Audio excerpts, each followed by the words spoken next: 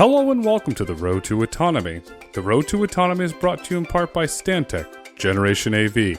Stantec Generation AV combines some of the most experienced AV experts in the industry with the resources of a global engineering firm.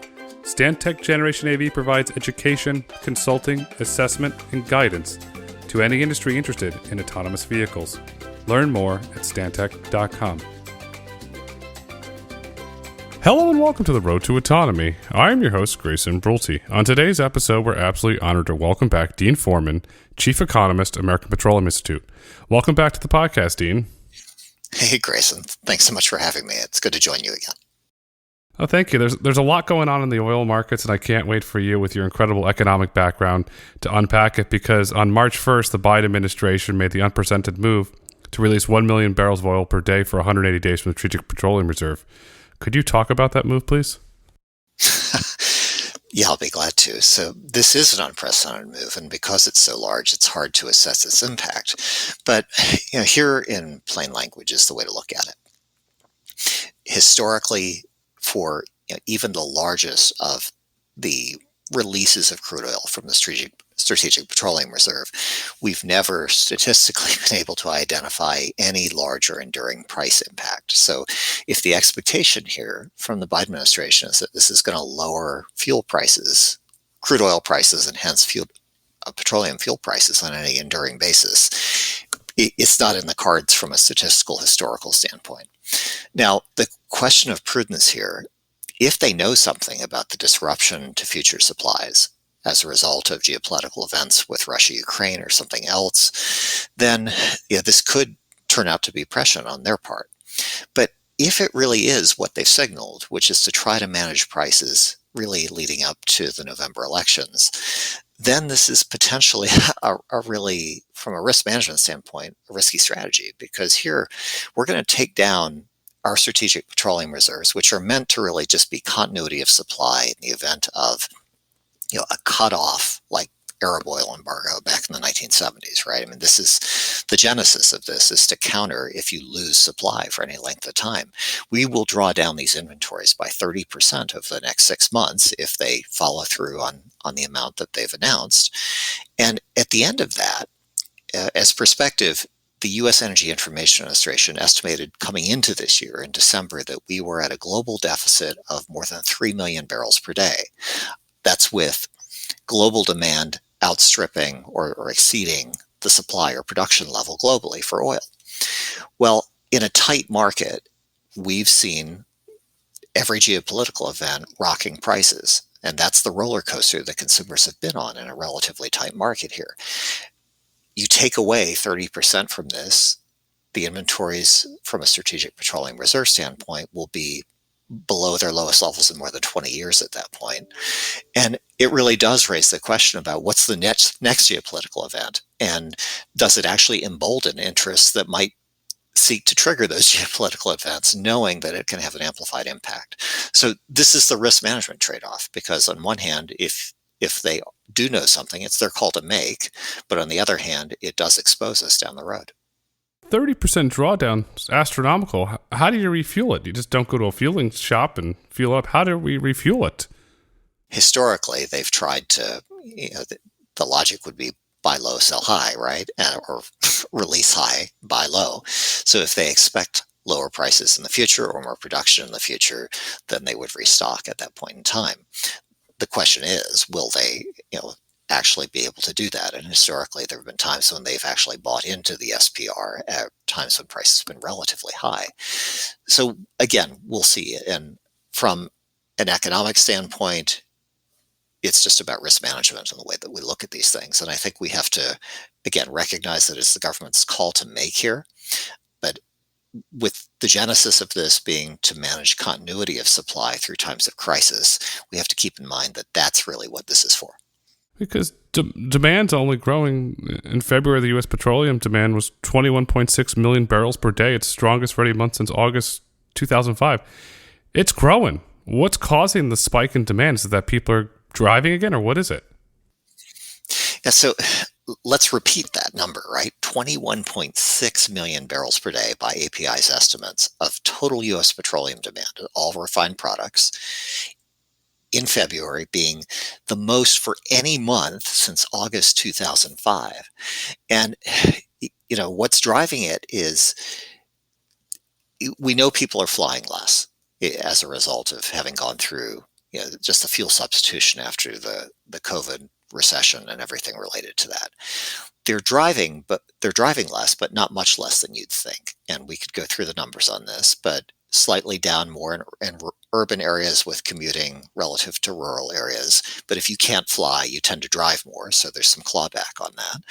But you're talking in both of these cases being down by single digits compared to the same point in 2019. So if February 2019 relative to this past February for jet fuel, only down about 9%. That's remarkable, actually. And we've seen a lot more air cargo. So, think of all the things that get ordered online, Amazon and others. A lot of this is freight shipping. It's not just passenger traffic. So that's continued to grow. With that shift to online retailing, the distillate or diesel fuel end of it and the industrial production of consumer goods has continued to just boom. So that part is well above where it was in 2019. And very quietly, this is not an emissions issue. It's as the economy goes, so does demand kind of go. Consumer goods. So intermediate products that feed, think of the Omicron variant that comes in late December, right? Every one of these COVID tests was made of plastic. Where does that come from? Ultimately, the molecules start as oil and natural gas. So whether it's those kinds of plastics, whether it's films, packaging, medical plastics, through COVID, we've seen just a burgeoning amount of demand in these, whether it's naphtha, gas oil, propane, propylene, these intermediate products that go into refining and petrochemicals. In February, that was more than 7 million barrels per day of that 21.6 that we talked about. So about a third, right? This is remarkable because it's continued to grow. And even within our industry, we've had healthy debates about, well, how much of this would just pull back as we moved past COVID. But as we had more variants of COVID coming, it's just been an enduring increase in the amount of that activity, both U.S. and globally. I'll sum this way. It's only going to continue to grow. It seems that with the 7 million barrels a day going towards plastics, it only seems like it's going to continue to grow. So we're giving you U.S. numbers. On a global basis, the things that the U.S. and European consumers want are the same things that everybody wants around the globe. So as the economy continues to grow, incomes rise, consumerism increases, and whether it's an iPhone, whether it's a COVID test, whether it's performance materials and clothing that require these molecules, you're right, this does continue to grow. So there's a point at which this is really intertwined with human and economic development, moving up a social ladder, having personal freedom of transportation in addition to consumer goods. It really is truly intertwined both with our lifestyles and our economy. And the consumers, we saw it during the pandemic, online shopping boomed, which raises the question, how much of the fuel is going towards freight transportation? Well, I guess a couple of things here. We track it really by fuel, and distillates or diesel fuel, both for freight and industrial applications together. Total distillates were out of the 21.6, 4.3 million barrels per day was distillates. And that was the highest for the month since 2015 for distillates. EIA would estimate, the U.S. Energy Information Administration, if we further wanted to break it down, that about 2/3 of that relates to freight transportation directly. Wow. And as we're going into the busy summer driving season, which AAA puts out great data on, and in February, the motor gasoline deliveries were 8.7 million barrels per day. And it raises the question, are we going to outpace production?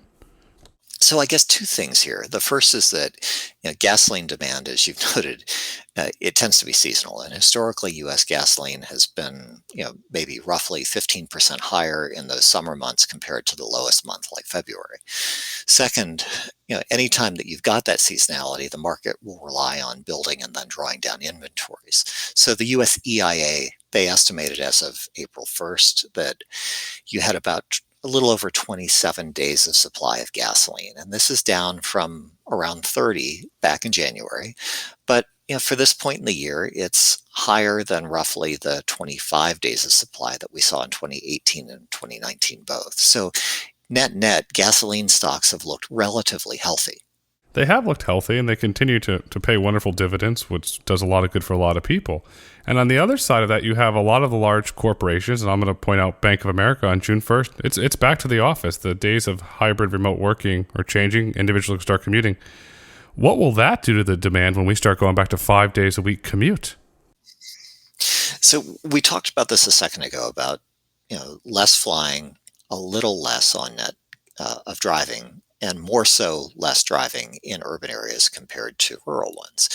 As we've seen a return to work through the first quarter, and the February data point is instructive here. So, you were down more like 4.5% in urban areas compared to closer to 4% for rural ones, compared to the same point in 2019. So low single digits, and those urban areas tend to catch up. And we've seen this through the recovery where the urban areas were hit the hardest with the shutdown of urban areas, commuting cities during COVID.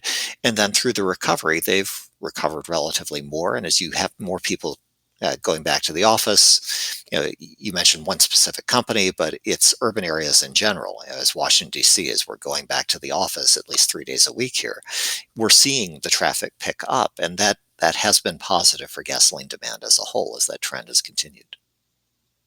As the trend continues, will there even be enough gasoline in the market to support the demand, or will prices continue to go up? Well, again, from a days of supply standpoint relative to the consumption, gasoline hasn't showed that pressure point. The reason the prices have gone up is really related to crude oil prices. Then we come back to, by EIA's estimates, that crude oil is recently 56% of the price of the pump. And if we were looking year on year, it's actually more than 80% of the change since last year if we're looking March to March. So it really is critical that as crude oil prices go historically, so have the petroleum fuel prices from gasoline to diesel fuel.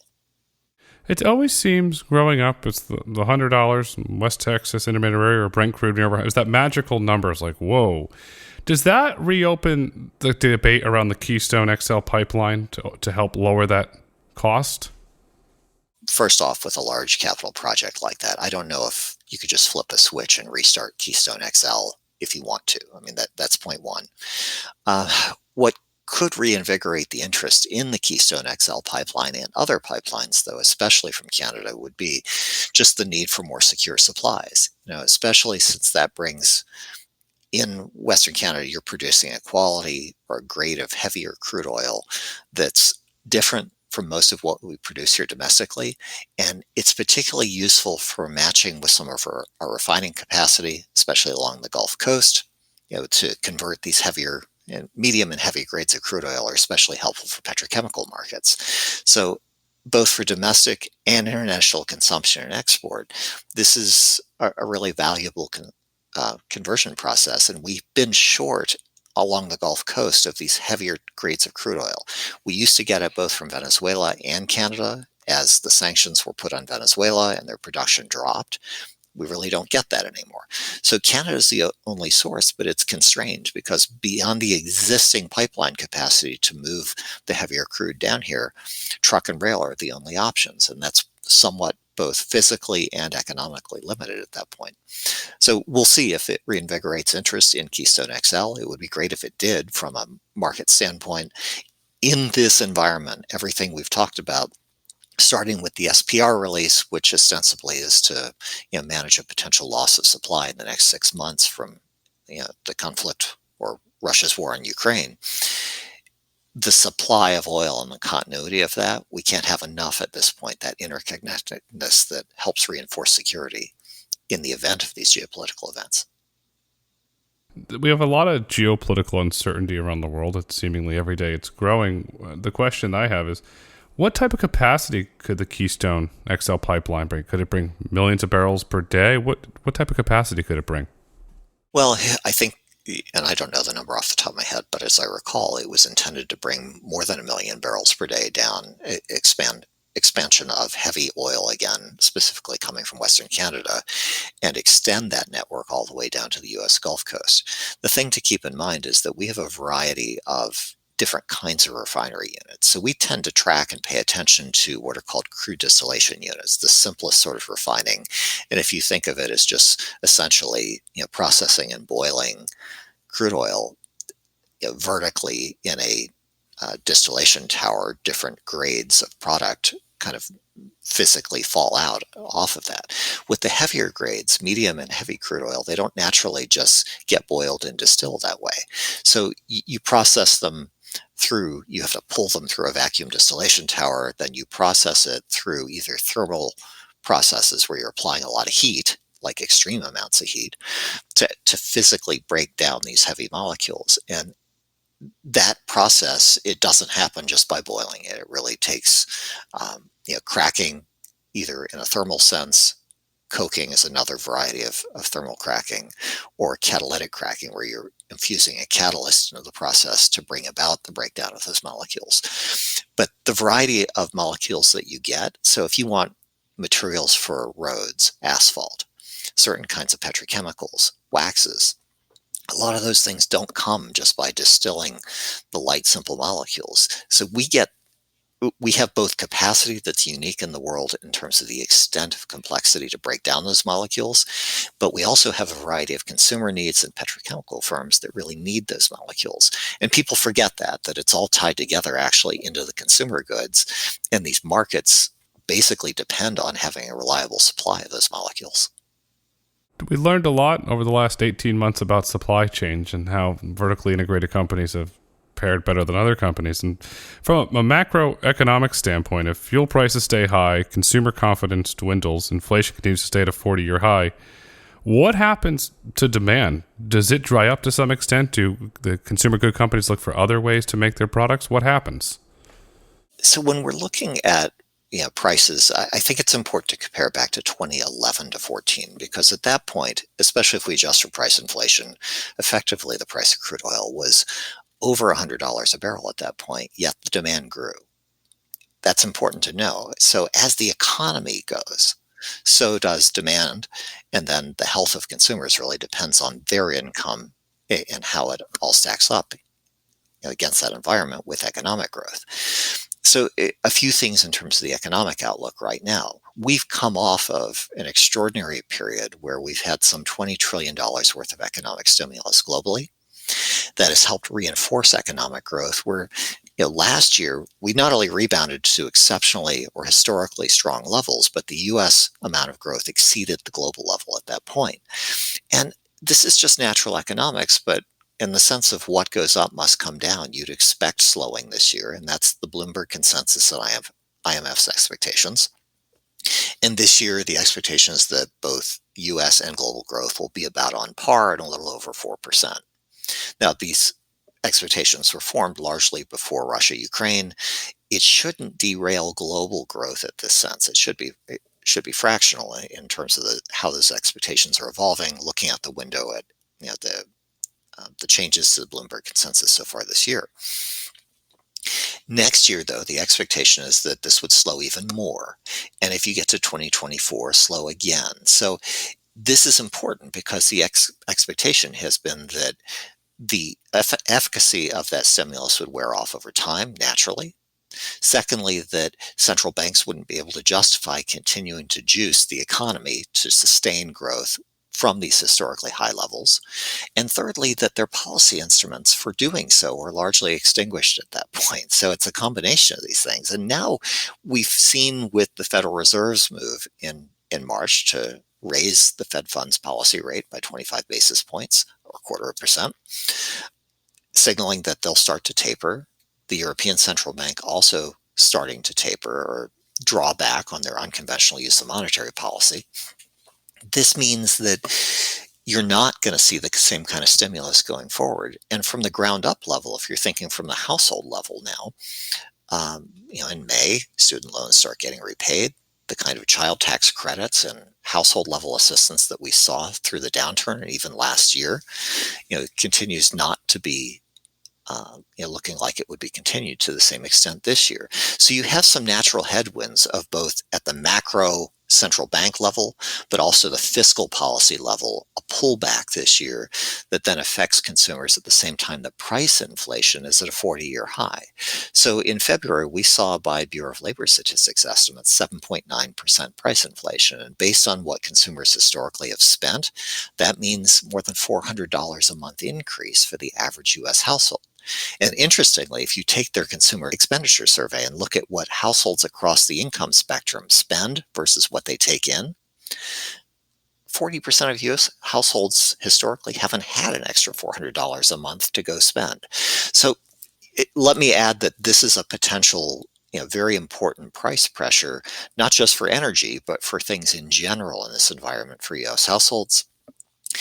If there's a silver lining here, it's that if we look at stress indicators of delinquencies on debt, be it mortgages, auto loans, or revolving credit cards, those indicators are not showing increases so far, but that's a lagging indicator. So by the time those have ticked up, consumers are already kind of in boiling water at that point. It is a lagging indicator. There was a report from Bloomberg today and talked about these individuals around the country. Their homes are up in some cases 100%, and they're taking out 40, 50, 60% in equity, and they're going and buying another home.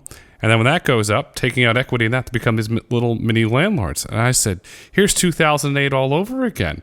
It's incredible. There's this inflated sense of wealth that's going around the country. And as you know, from an economist standpoint, something's going to change. Economic policy and reality will step in. If Jay Powell and the Fed, if they go $1.1 trillion a year in tapering, the housing market prices are going to go down. And furthermore, the Dallas Fed came out and said, we want to pop the housing bubble. And the consumers aren't buying that. That becomes a really scary from an economic standpoint. From an economist standpoint, if what the Dallas Fed says and these consumers continue to do this, do we end up in a recession? I mean, from an API perspective, we don't predict it all. We can look at what the consensus expectations are. And it's important to note that by 2024, and those numbers that I noted, the IMF and Bloomberg consensus expectations at that point are that 2/3 of the world's economies would be decelerating at that point, many to recessionary levels.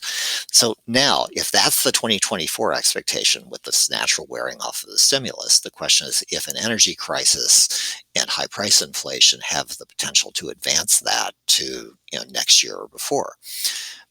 If you're looking at probability of recession indicators that are out there, and there are several, they aren't showing a substantial amount of that for this year. I mean, we have a lot of momentum coming into this year in terms of that stimulus that we talked about, and globally, a lot of good things that have continued. So, look, as an economist, that's less of a concern than really looking at what are the things that could be the pinch points that would tip you into recession.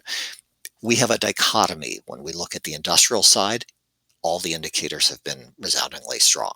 So whether it's API's own distillate economic indicator, we look at diesel fuel, its supply, demand, inventories, all the change in that, prices, financial indicators, risk spreads, and the industrial side has looked resoundingly strong.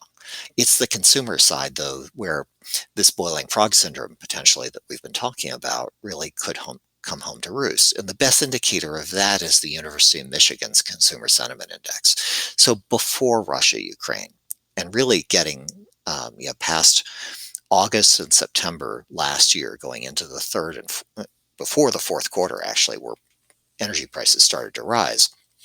At that point, just high price inflation had caused that indicator to drop to its lowest level in a decade. Not necessarily a problematic level, but since Russia, Ukraine, coupled with high price inflation, coupled with financial market volatility, and keep in mind that American households put a majority of their savings in the stock market, whereas that's not the case internationally in many places. So the financial market and the real economy intersect there, right? But historically, this indicator from the University of Michigan has had a very strong positive correlation as a leading indicator with where consumer spending would go. And on an expenditure basis in the US, 70% of the economy is consumer spending. So it's vitally important the trajectory that goes. This has hit critically low levels, this indicator from the University of Michigan recently. And it says that even if the industrial side of the economy has appeared to do well, this leading indicator of where consumers have felt stress and indicated that, and let's put this in perspective. This indicator for through early March is the last one that we have, says that consumers, American consumers and households were indicating that they felt worse about their economic prospects in February and March than at any point during the pandemic. And actually the lowest readings since World War II. This is remarkable, actually, in terms of the amount of stress that consumers are raising their hands, saying, "Nope, nope, this is really painful." So that's the historical perspective against which this is measured, because this survey's been in place for a very long time. Pretty remarkable. I'll put it this way. It's remarkable. There's something brewing. The University of Michigan, they put out great data. It's very reliable data. It's well-sourced data. Something's brewing, because if you look at it from a consumer standpoint, the money's running out. The stimulus is running out. You have to go back to the office. Well, I'm not going back. I'll quit. And all the savings, now what do I do? I'm having a hard time finding that job because I quit this high-paying job because I didn't want to go back to the office. So it's going to be very interesting to see where things go. And I'm going through the Bloomberg terminal, just looking at interesting things. And I come across the price of New York Harbor jet fuel. It's risen 83% in the last 30 days to $744.32 a barrel as of April 5th, 2022. What's causing that demand spike?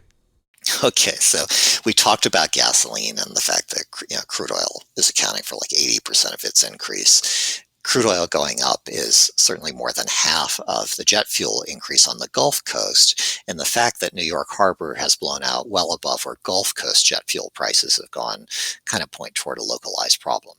Now, having had discussions with trade associations that represent the airline industry, they were concerned coming into this travel season that the trucking, in addition to just the supply of jet fuel, would be an issue. And if we look at the mix of how much jet fuel is being produced relative to diesel fuel, for example, or motor gasoline, early this year, EIA actually publishes refinery yields. You can look on their website and find what percentage of what refineries are putting out is jet fuel as opposed to something else. And, it was just under 10% in January, and then it drops by about 1 percentage point coming into February. That's the latest data that they've got.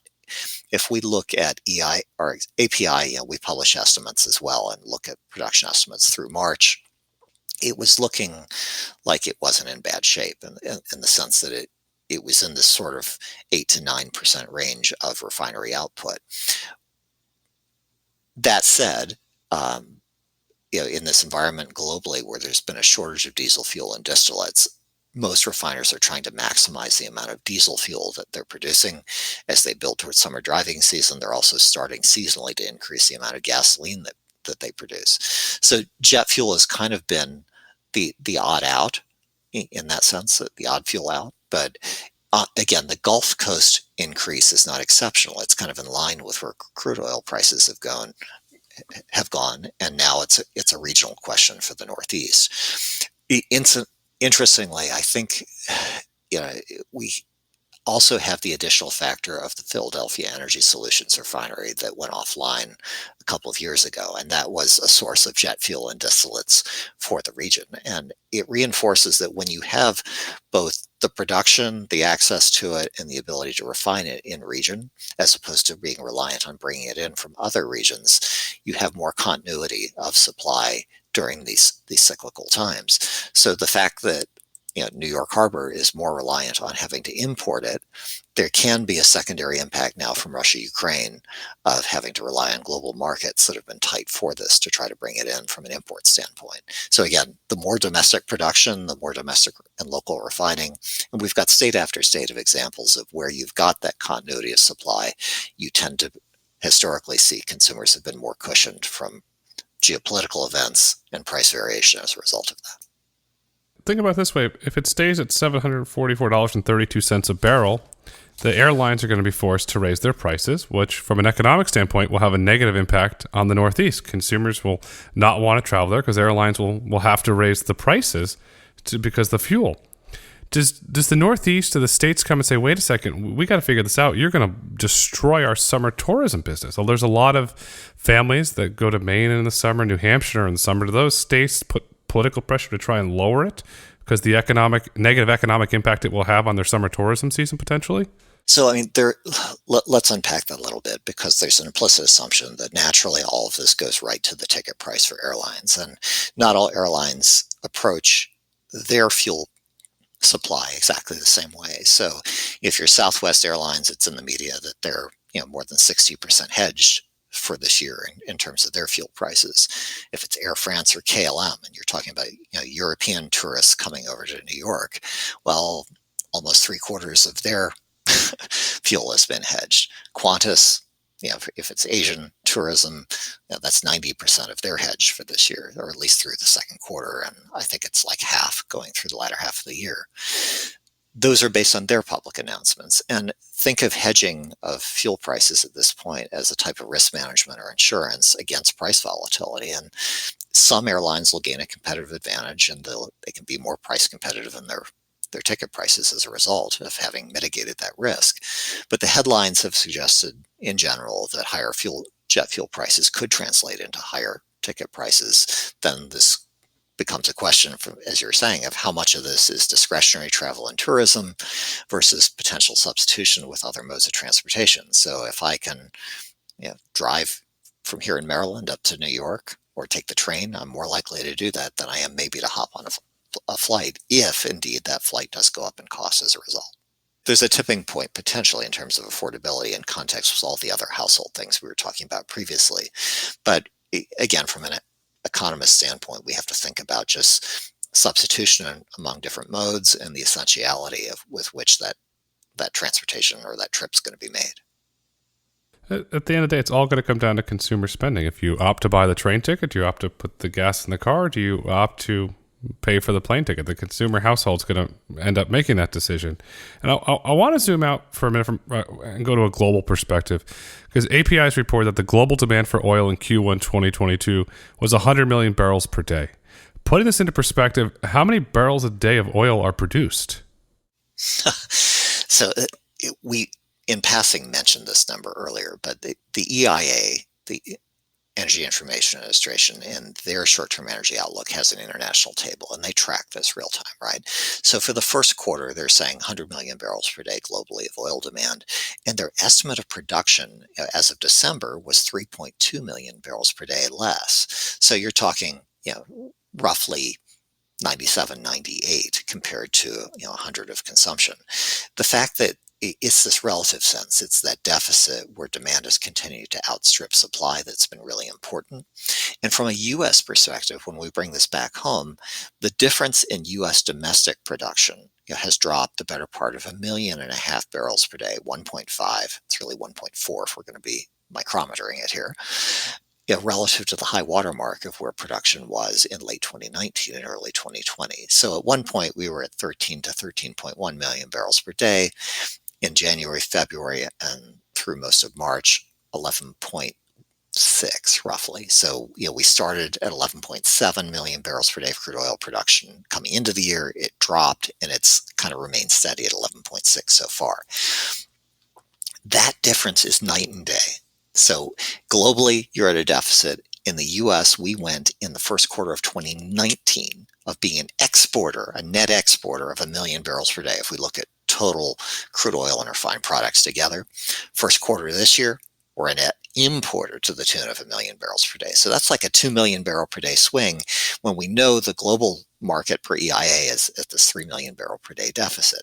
That's huge, because if we've got demand outstripping supply, if we've got a reliance on net imports instead of being a net exporter, having to take barrels off of global markets to balance our demand, supply with demand, instead of contributing barrels onto global markets, that means that we draw down our inventories. And our crude oil inventories in the U.S., by the way, in recent weeks have been at their lowest points compared to back to 2014. So this is part of why we're riding that. If you're going to have a reliance on those imports, by the way, your domestic prices have to be high enough to attract those imports in a market that's been really volatile recently since Russia attacked Ukraine.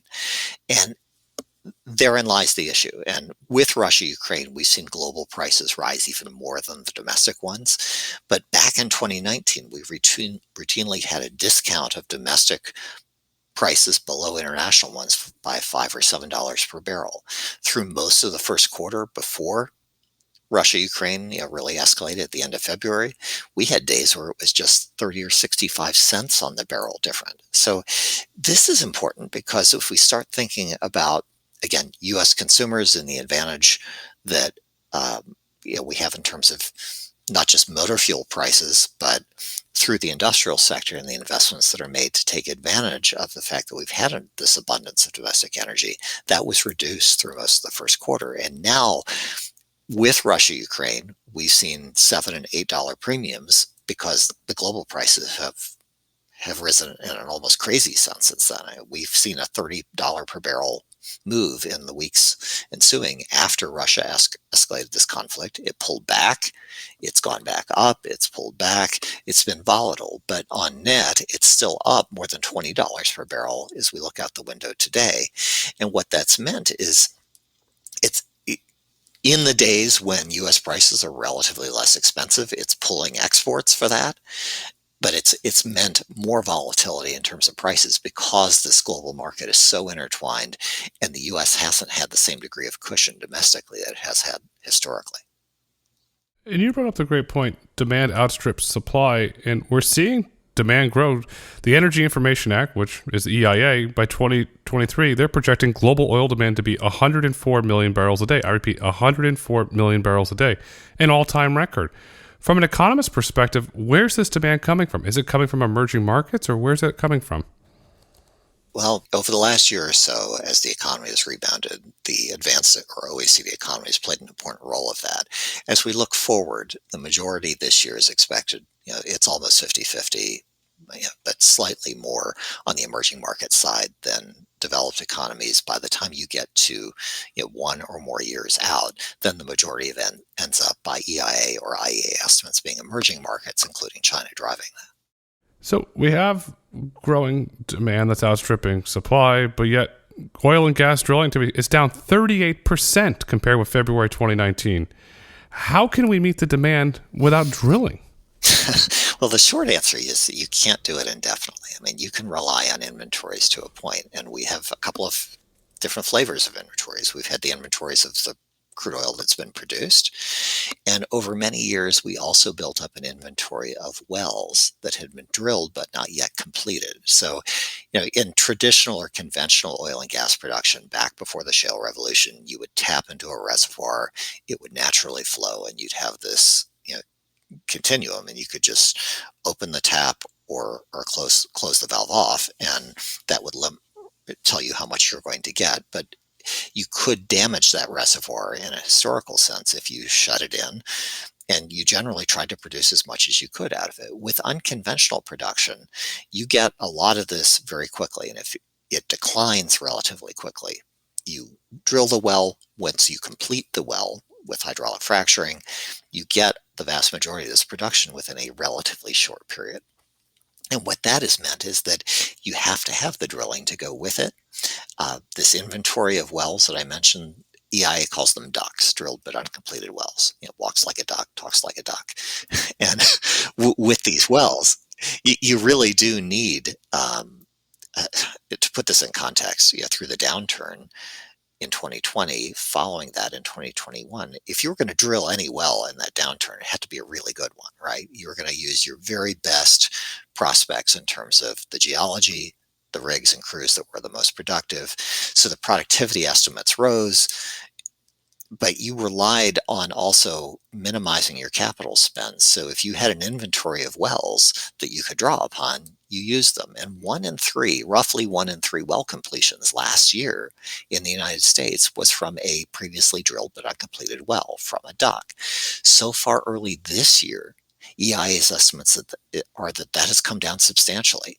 Not only have we cut the inventory of DUCs largely in half year on year, but instead of 1 in 3, it's less than 1 in 5 so far in the first quarter this year by EIA's estimates. This is important because it says if you can't rely and don't have more of an inventory of DUCs to bring that production, organically you have to have more drilling to be able to sustain. If we've got demand back to these 2019 levels, we need drilling activity that's akin to that. And so far it's been lagging. Productivity has remained strong, but importantly, you would expect from these record high productivity levels some backsliding there. So to recap and disentangle it, we've got three kind of headwinds, if you will. We've got a natural decline in production as the pressure in a reservoir naturally decreases over time. At any future date, you get less production than you did today. I mean, that's the natural decline of oil. And on a global basis, the IEA would estimate that global oil declines between 4 and 6% per year, which means that from a global perspective, you got to have 4 to 6 million barrels per day of new oil just to sustain the production level this year, right? So it's a conveyor belt. You got to continue to offset that. In the US, we've had the luxury of having built this inventory of drilled but uncompleted wells, but we've eaten into that inventory, and now we need to compensate for the fact that we have fewer of them. And the last thing is just the well productivity itself, which again, extremely selective and really high record productivity levels after the downturn. You'd expect some backsliding on that as you expand the activity level this year. In gas basins, so far this year, it's held up really well, but it's still down 8 to 10% in the dry natural gas producing basins like Appalachia and Haynesville. If we look at the oil producing basins by EIA's estimates, we're down 20 to 25% in every one of them. So this is the Permian Basin. It's the Denver-Julesburg Niobrara Basin in the Colorado area. It's the Anadarko Basin up in Oklahoma. It's the Eagle Ford down in South Texas. So across the board, as we start to look at the oil producing basins and the Bakken as well up in North Dakota, Wyoming, these are headwinds that have to be offset, and that explains why we really need to see more drilling activity just to produce what we're already producing, much less grow it. If the United States once again allows drilling on federal lands, will that increase of barrels, will that help to meet the demand for the oil that's only continuing to grow? There are both direct impacts and indirect impacts. So a lot of people say, look, you've already got leases that you're not necessarily using all of your leases. And we would push back and say, well, we're using a higher percentage of leases than we ever have. And, the access to resources, the ability to expand infrastructure, all of these are completely, intricately intertwined with the incentives to invest. So from a producer standpoint, anecdotally, if they don't have 3 or 5 years worth of well locations planned out, they can't commit to their service contracts, they can't do their production planning, the pipelines and gathering systems that have to be built out, any processing that goes with that, customer relationships that, from a marketing and distribution standpoint, that might be built off of that. Line of sight and predictability in planning is critical, and it really begins with the access to resources. So a lot of development in shale is on private lands, but federal lands are vitally important. In states like New Mexico, in Wyoming, it's especially important. So if these basins, from a basin-wide perspective in terms of market access, investment, infrastructure, are going to continue to grow, we absolutely must have a renewal of the ability to have new leases on federal lands. And that, up to this point, it was a moratorium. The courts told the administration to go back and start leasing, but effectively that has not happened. We do not have a new 5-year plan in place for leasing on federal lands. And much to the consternation of the industry, because the industry is trying to secure predictability here. This is one of the low-hanging fruit things the administration could easily do to try to reinforce confidence in the future of the industry, shape expectations in that process, and really help incentivize the investment and the production coming from the sector.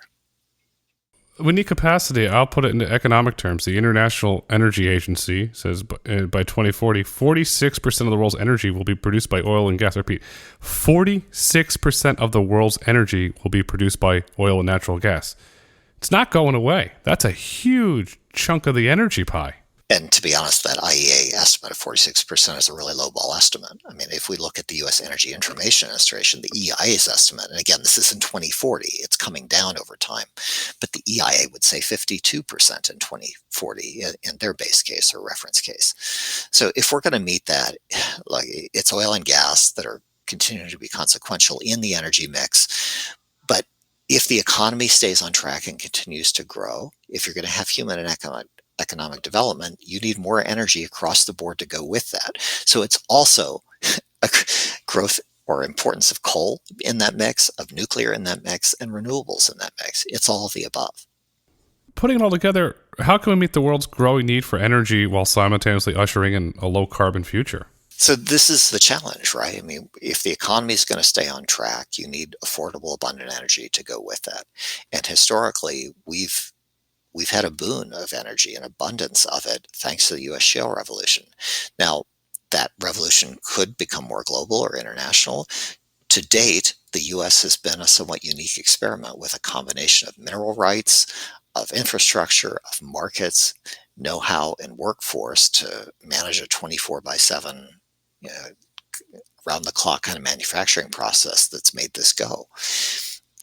It used to be back in the day that if you had, global demand for oil expected to be 100 million barrels per day. This is back in the time when the industry was talking about the era of easy oil having been over. And then the shale revolution came and it changed that. And as you highlighted, the EI is expecting that by the end of next year, we could be exiting 2023 with global demand of 104 million barrels per day. Record high, never higher. So look, this is really important. If we're going to manage emissions reductions in this environment, we need market mechanisms on a global and U.S. scale to start to address it. Without a price on carbon emissions, it's really hard to come up with market incentives to solve a problem that has no price on it. And this is an issue because technological change, a lot of the automotives are pushing toward electrification, but that doesn't necessarily solve or meaningfully address the emissions reduction issue unless you have a massive change toward renewables in the power sector. Low carbon fuels are another way that we could go that would help with this. But to bring those about, it also has to have market mechanisms that help bring it. Efficiency, demand side management, these are other things that, as you have a reaction to higher prices, naturally kind of come into play. But the equivalent of just the $30 plus move that we saw after Russia's war on Ukraine started, that's almost the equivalent of a more than $100 per ton kind of avoided CO2 per ton tax.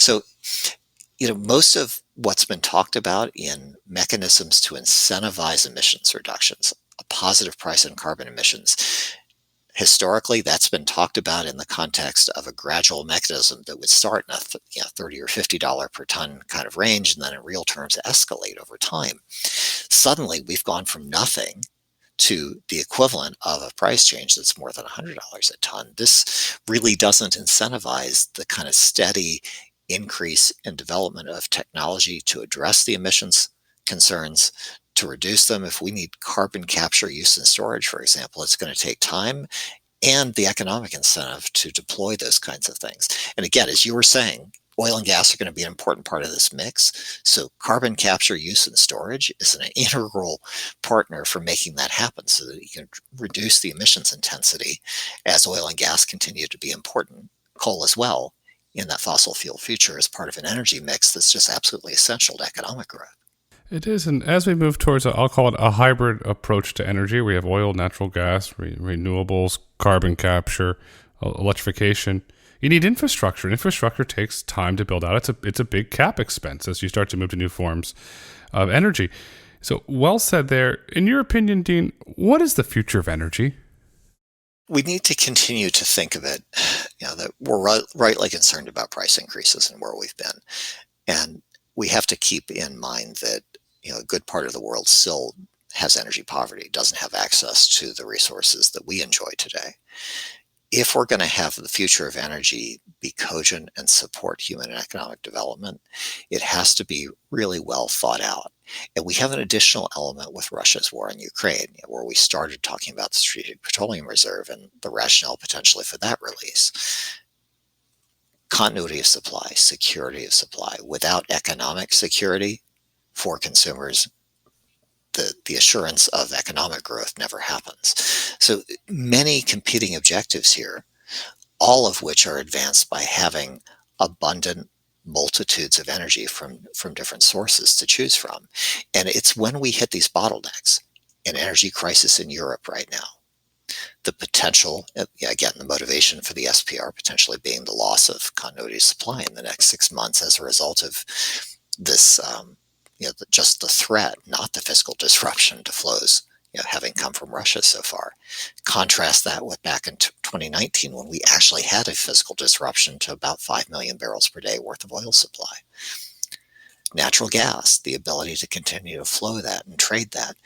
We need to think in terms of globalization, about the incentives, the economic incentives to address the environmental problem and the role natural gas plays in that, the tradability of these things. Because one of the key lessons through the downturn in 2020 was that the one that had an integrated customer relationship was the one that had a surety of product placement and supply through that.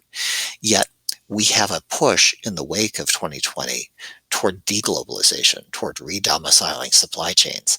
We need to think both in terms of security, from a fiscal standpoint, an energy standpoint, as well as an economic standpoint, in making sure that we've got cogent policies, as you said, all the way from resource access to infrastructure to markets to trade and tariffs to make that happen. Economic security is vital for business, it's vital for consumers, and it's vital for the United States government. And Dean, as we look to wrap up this extremely insightful conversation, what would you like our listeners to take away with them today? Just to reinforce that all of this is intertwined, from the economy through energy. And it sounds cliche to say it, but it truly is the key lesson having come out of the last couple of years, that economic growth and the demand for oil, for natural gas, and other forms of energy have gone hand in hand. That's inextricable, and it goes back to our everyday lives. We see it in our pocketbooks. You can't wish it away.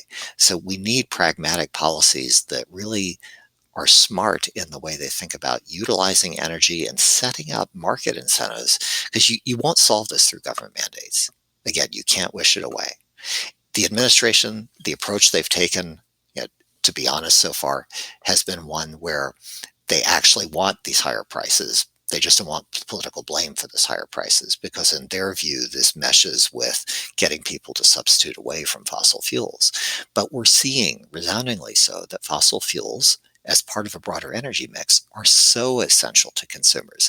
And if we peel back all the politics off of it and just say objectively, take away from today that this is really important to your personal pocketbook, to your community, to the investment in jobs, capital, economic growth throughout many U.S. regions here and the world.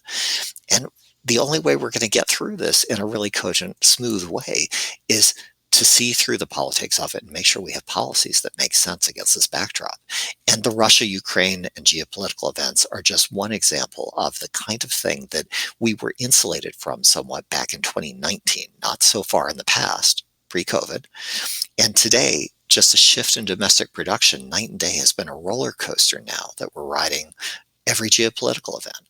We have it within our control to secure a future where as Americans, we're somewhat insulated from those geopolitical events. And we would be foolish not to pursue policies that really do help insulate us. Energy independence is absolutely important. We will get there somehow, some way again, because the future is bright, the future is autonomous, and the future is energy.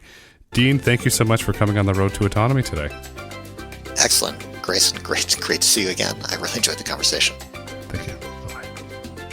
Thank you for listening to the Road to Autonomy podcast. If you've enjoyed listening, please rate, review, and subscribe on your favorite podcast platform. Want to get in touch? Follow us on Twitter at Road to Autonomy or email podcast@brulteco.com. The Road to Autonomy is produced by Brulte & Company. The views and opinions expressed on the Road to Autonomy podcast do not necessarily reflect the views and opinions of Brulte & Company.